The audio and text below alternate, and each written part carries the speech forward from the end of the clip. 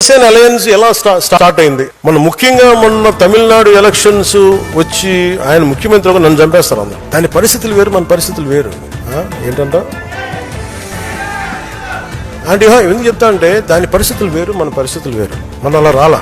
నేను ఒక పార్టీని ప్రజలకి మార్పు తీసుకురావాలన్న దాంట్లో వచ్చాను. నేను గద్దర్ గారిని చూసాను దగ్గరుండి, నక్సలిజం ని చూసాం. ఒక ఆశయాన్ని నమ్మి వెళ్ళిపోయి చాలా బలమైన యువత చనిపోతే చాలా బాధ కలిగింది. అంటే ఒక భావజాలాన్ని తీసుకెళ్లేటప్పుడు పదవులు వీటన్నిటికంటే కూడా భావజాలాన్ని పట్టుకోవాలని ఒక దాంతో దాకా తీసుకొచ్చాను. ఇది తీసుకొచ్చినప్పుడు అంటే నేను ఇక్కడ ఉన్న నాయకులందరూ ఉన్నారు, మీ అందరికీ మొన్న ఎలక్షన్ తర్వాత మీ అందరూ ఒక మైండ్ లో ఒకటి ఉంది. ఆ రోజే కనుక 2024లో మీరు తెలుగుదేశం వెళ్ళకుండా ఉంటే చాలా బాగుండేది అని నేను నా చెవులు ఊదర కొట్టేస్తాను.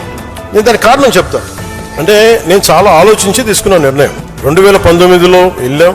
వాటన్నిటితో పాటు నాకు ఆ రోజు చాయిస్ ఉండింది ఒంటరికి వెళ్ళడానికి. ఎందుకంటే దానికి ముందే మనం మచిలీపట్నం చేసాం, 10 లక్షల మంది వచ్చారు జనం. ఇంకా కష్టపడి పని ఆయనతో నాకు ఆయన కొన్ని అంశాలను కొన్ని విభేదించుండొచ్చు, కొన్ని అంశాలతోటి నేను కూర్చోబెట్టి మాట్లాడుతాను ఈ రోజుకి.